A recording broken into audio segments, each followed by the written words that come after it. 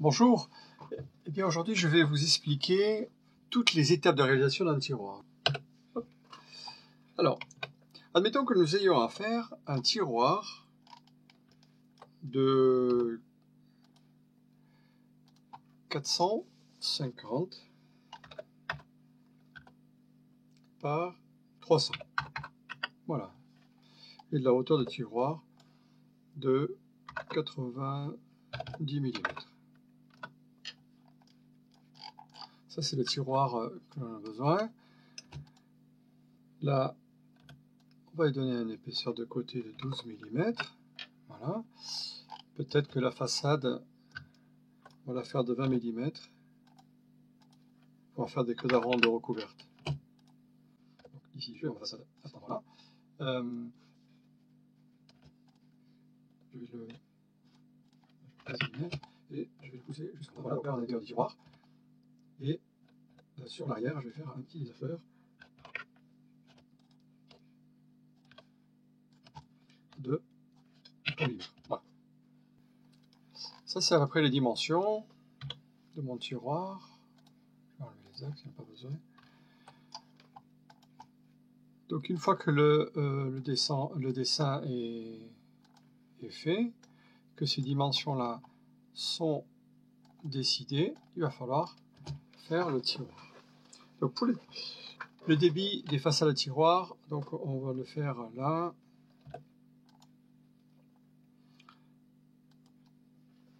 Environ 3 cm de plus.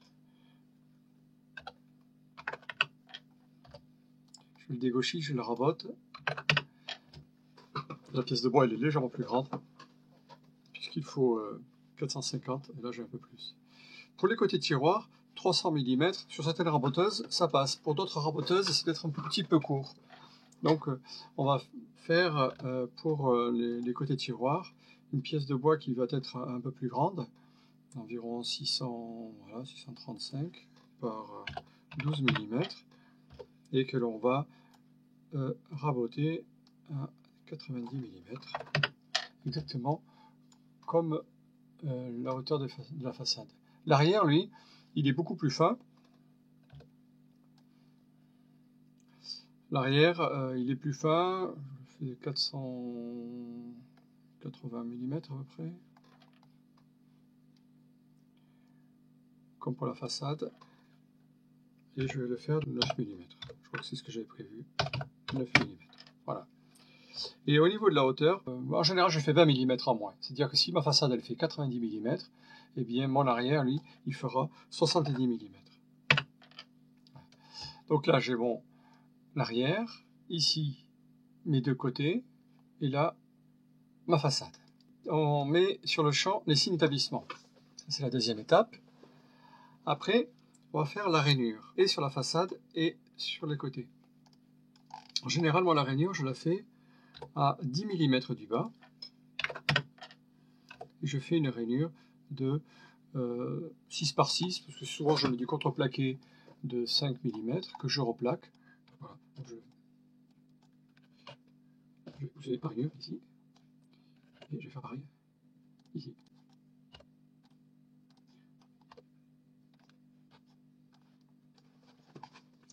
Une fois qu'on a fait ça, eh bien, on va poncer l'intérieur, cette face-là, et l'intérieur aussi de l'arrière.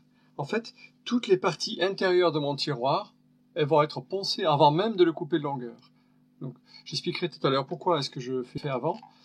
Mais en tout cas, ce qu'on peut voir déjà tout de suite, c'est qu'une pièce de bois, quand elle fait cette longueur-là, elle est plus facile à poncer que si elle ne fait que 300 mm. En plus de ça, c'est que sur le bout, quand on est en train de poncer, soit la ponceuse à la main, soit avec une ponceuse à bande, eh bien, il y a toujours le risque qu'à cet endroit-là, sur le bord, eh bien, ça soit légèrement plus fin. Donc, quand il va falloir apprendre cette pièce et qu'on va aller à la scie, voilà, je vais faire mon composant, eh bien, je vais la découper. Donc, je coupe ici un tout petit peu de ce côté, et après, je le mets à la longueur, 300, ouais. 17 mm, donc ça fait 297. C'est vraiment mes côtés. je vais à la scie, je coupe mon côté. Ici, j'ai ma façade, que je vais couper aussi. Donc d'un côté, je la coupe pour réfléchir un peu, et de l'autre côté, je la coupe et jusque là. Bon, voilà, donc ça c'est la façade, et l'arrière aussi, on va le couper à 400 mm.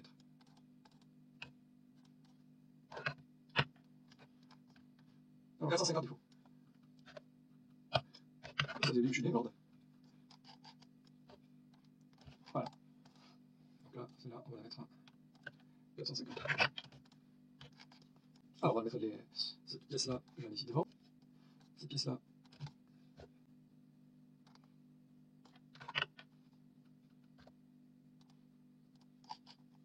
Voilà, donc là, ici, je vais faire un recouvrement de 3 mm. Donc, je vais déplacer ici de 3 mm. Et que d'arrond descend là, ce sera du que d'arond recouvert.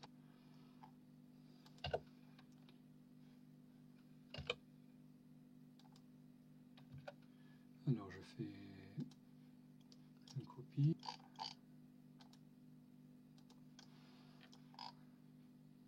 Retourner le long de l'axe vert. Voilà. L'arrière, donc, on le met à fleur de la rainure. Et je déplace en mettant un désaffleur derrière de 3 mm, comme tout à l'heure. Voilà. Et donc là, dessous, il va y avoir le fond du tiroir qui va glisser ici. Alors pourquoi est-ce que je ne le mets pas à fleur à l'arrière? Parce que ça m'évite d'affleurer. En fait, il y a deux techniques de réalisation de tiroir à queue de ronde. Il y a le tiroir où on met le tiroir, l'arrière est à fleur, et on appelle ça le tiroir à la parisienne. Ou alors un tiroir avec un petit désaffleur, un petit retrait derrière, qui permet deux choses. Déjà, d'une part, de ne pas avoir à affleurer, de faire en sorte que le tiroir, quand on le ferme, il vienne se mettre en butée contre cette partie-là et non pas contre tout l'arrière, donc ça fait moins de bruit.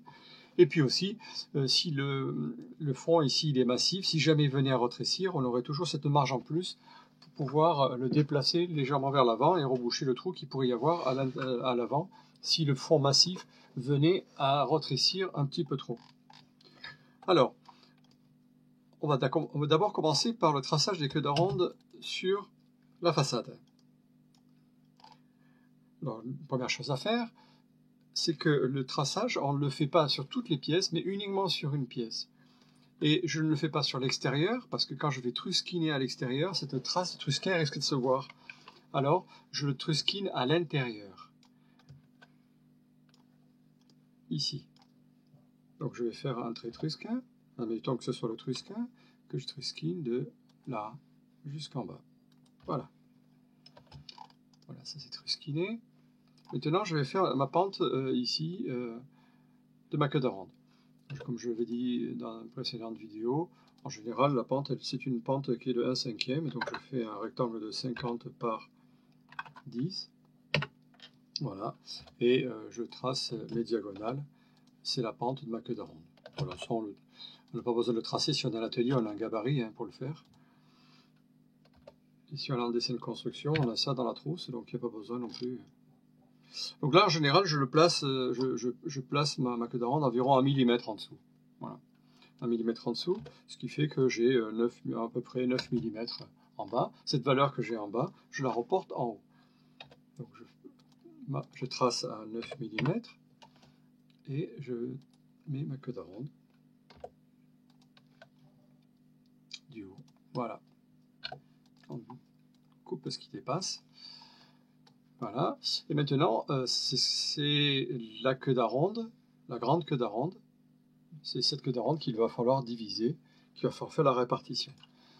Donc moi je mettrai bien 1, 2, 3, 4, on va essayer avec 4, peut-être 3 ça passera, on va essayer avec 3 ou 4, on verra. Donc ce que je vais faire, c'est pour pouvoir tracer mes queues d'aronde ici, pour faire la répartition. J'ai déjà fait un tuto pour expliquer ça, notamment avec un élastique, mais sinon on peut le faire aussi avec la calculette, mais on peut le faire aussi avec le théorème de Thalès, ou alors si on est en train de dessiner avec SketchUp, et bien ici je vais faire une interqueue. Voilà. Donc si je dessine ici mon interqueue à 3 mm. Voilà, je mets 3 mm, je trouve que c'est pas mal. 3 ou 5 mm, ça dépend du ciseau qu'on a dans la caisse à outils. Hein. Je vais copier ça pour le mettre ici. Voilà. Et ça, que je sélectionne, j'ajoute à ma sélection ceci. Je le déplace. Et ce trait-là, je vais le mettre ici. Voilà. Et là, je fais diviser par 3. Ça fait 3 queues d'aronde. C'est pas mal. Ça donne quoi par 4? Divisé par 4. Divisé par 4, c'est pas mal, mais je trouve que ça fait des queues d'aronde un peu longues. Voilà, presque on dirait qu'elles sont dans un carré. Je trouve pas ça très joli. Je préfère diviser par 3. Diviser par 3, c'est plus sympa. Voilà. Bon, très bien. Donc l'interqueue que j'ai dessiné ici, elle ne me servait à rien. C'était uniquement pour pouvoir faire la division sur SketchUp. Et là, je vais pousser cette surface. Voilà. Je pousse là, ici et là. Voilà donc mes queues d'aronde. Là, je n'ai pas besoin de ce trait. Je supprime ça. Là. Voilà pour la queue d'aronde sur mon côté de tiroir. Et comme je le trace uniquement sur ce côté, et seulement celui-là, je vais à la scie à ruban en mettant les deux pièces de bois l'une contre l'autre. C'est-à-dire que là, pour l'instant, elle est ici, bien sûr, mais quand je vais à la scie à ruban, en fait, on va les mettre ensemble comme ça. Voilà. Je les scotche et je vais à la scie à ruban et je scotche et je coupe en ayant le traçage de ce côté. Ce qui fait que la pièce qui est derrière ici, elle n'a même pas eu besoin de traçage. Ça sert à rien puisque j'exécute toute cette partie-là à la scie à ruban. Alors, si on le fait à la main, eh bien, on va descendre les traits à la main. On peut dégrossir aussi, puis finir après bien propre au ciseau. Pour cela, ça veut dire qu'il va falloir, bien sûr, tracer au trusquin de ce côté également. Puisque là, je vais avoir, à la main, je vais avoir besoin de venir terminer ma queue d'aronde ici. Voilà. Alors, pour ma façade, donc je vais en profiter pour faire mes queues d'aronde sur la façade.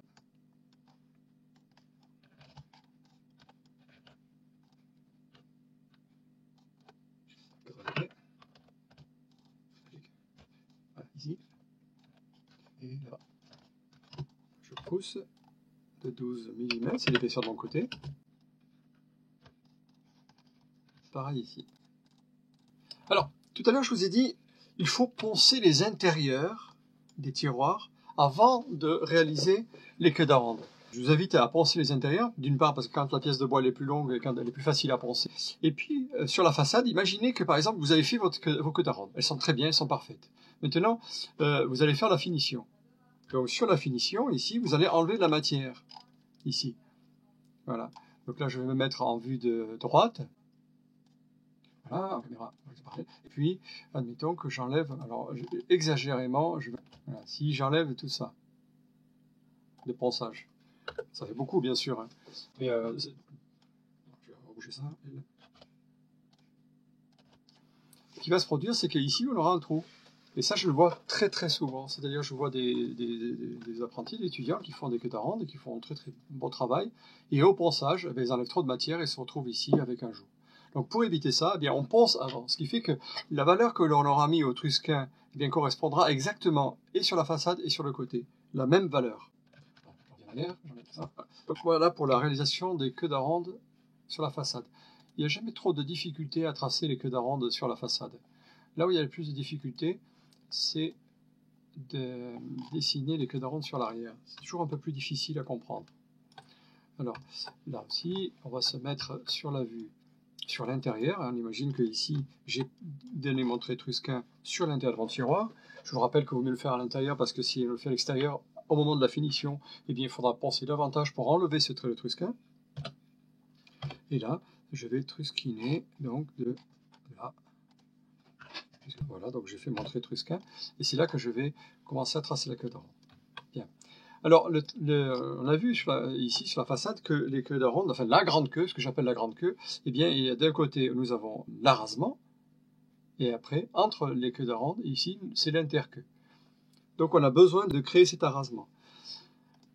Sur le tiroir arrière, eh bien, on va considérer que le tiroir, les queues d'aronde seront entre ce trait et le trait qui va correspondre à plus haut.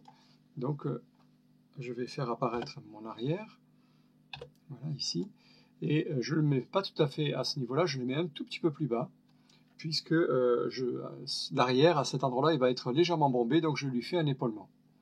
En général, je mets 10 mm, entre 9 et 10 mm, là on va mettre 9 mm, c'est parfait, voilà.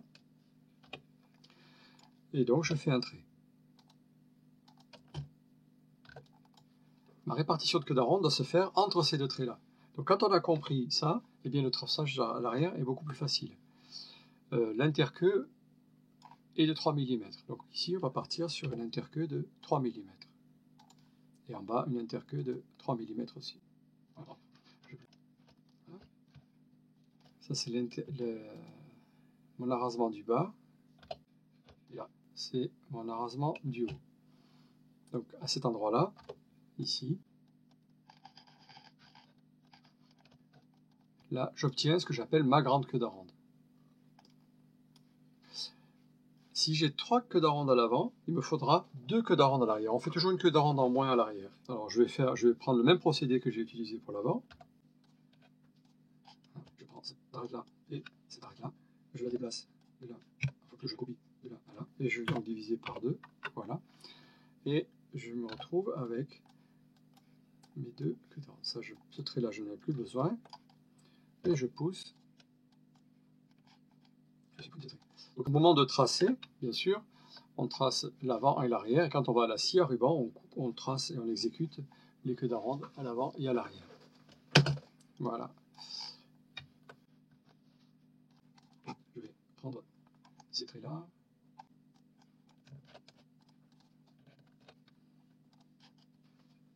Et on va tourner. Voilà. Voilà. Ici. Voilà, donc on a le tracé sur l'arrière. Et cette reproduction, elle se fait par présentation. C'est-à-dire qu'on appuie le côté de tiroir contre l'arrière ou contre la façade. L'emplacement est exact. Et on prend une petite lame. Moi, j'utilise une petite lame que je me fais avec une lame de scie à métaux. Et je trace précisément la forme de ma queue d'aronde que je viens de réaliser, soit à la scie à ruban, soit à la main, pour pouvoir reproduire ces traits-là. Très important qu'ils soient bien précis, bien reportés. C'est la clé de la réalisation de la queue d'aronde. Là, je défonce 12 mm. Donc on peut le voir dans certaines vidéos où on voit comment le gabarit de défonçage qui permet d'enlever cette matière. Ou alors on peut le faire à la main, bien sûr. Voilà, 12 mm, ça correspond à l'épaisseur de mon côté. Maintenant, pourquoi est-ce que j'ai fait cet épaulement ici? Parce que il n'est pas obligatoire. Il y a certains ébénistes qui ne font pas cet épaulement. On voit des fois dans des meubles où le côté tiroir il est comme ça. C'est-à-dire qu'en fait ça rentre sur le côté tiroir et voilà, c'est tout simplement. Beaucoup font une goutte de suif ici sur le haut. Voilà. C'est-à-dire qu'une fois que le côté il est fait, juste avant de monter le tiroir, eh bien on vient poncer ce plat et puis on en profite pour lui donner un coup de rabot et on l'arrondit un petit peu. Voilà. Donc ça fait un petit arc de cercle de là à là. Voilà. Et puis là, voilà. Voilà pour l'arrière. Donc l'arrière de tiroir se trace comme ceci. Avant de monter le tiroir, eh bien, on en profite pour donner un petit coup de colle à poncer sur l'intérieur. Je rappelle que le ponçage est déjà fait, donc c'est juste pour enlever les traces de doigts, les traces de petites rayures, c'est tout. Et après, on monte un tiroir. On met de la colle sur les mâles et sur les femelles.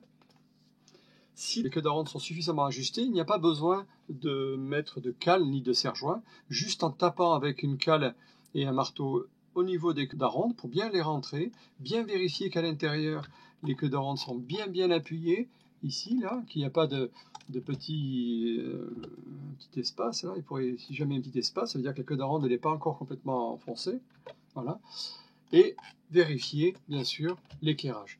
Si les queues d'aronde forcent un tout petit peu, juste au marteau avec une cale, on contrôle l'éclairage en mesurant les diagonales. Si les diagonales sont identiques, le tiroir est d'équerre, on le pose dans un coin et on le laisse sécher pour pouvoir, après, une fois qu'il sera sec, affleurer mon côté tiroir et ajuster le fond à l'intérieur de mon tiroir. Voilà donc toutes les étapes de réalisation. Donc je les rappelle, hein. Débit, corroyage, établissement à la sortie de la raboteuse, rainurage à la toupie pour les rainures sur le côté et la façade. Le fait de rainurer le côté, comme c'est une grande dimension, c'est plus facile aussi à tout piller plutôt qu'une petite pièce de 300 mm. Ponçage du champ intérieur, coupé de longueur, trusquinage, on trusquine la longueur des queues d'aronde, uniquement à l'intérieur, si on le fait à la scie à ruban, hein. On trusquine que l'intérieur, d'un seul côté. Sur les façades, si on défonce à la défonceuse, on n'a même pas besoin de trusquiner sur les façades. On trace la queue d'aronde, là par contre il faut le faire, devant et derrière, sur un seul côté. On met les côtés ensemble pour aller à la scie à ruban et enlever la matière, les interqueux. On trace la façade et l'arrière en s'aidant des côtés et on enlève la matière à la défonceuse, c'est ce qui va le plus vite.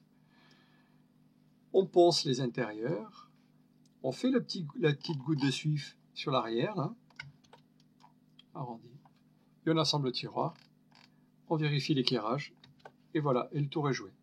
Si c'est un tiroir où il y a une rainure sur le côté parce que c'est un tiroir suspendu, eh bien il convient de faire la rainure après avoir monté le tiroir. C'est toujours mieux parce qu'en fait, quand on va usiner cette rainure qui est un petit peu haute, par rapport à la table, on ne peut pas trop mettre de protection, eh bien c'est plus délicat à usiner quand on a des petits côtés. Pour éviter ça, eh bien, on monte le tiroir, une fois qu'il est monté le tiroir, eh bien, on fait la rainure. Alors généralement c'est une rainure arrêtée, et donc on met une butée, et on tient le tiroir, donc on usine en tenant le tiroir, donc on travaille plus en sécurité en tenant le tiroir que en tenant juste un côté.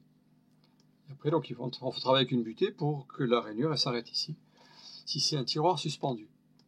Voilà. Dernière chose, pour le fond du tiroir, il est généralement fait en contreplaqué. Il peut être plaqué ou pas, ou il peut être massif. En tout cas, le sens du fil est à respecter. Voilà, je vais mettre ça. Ici. Pour le fond du tiroir.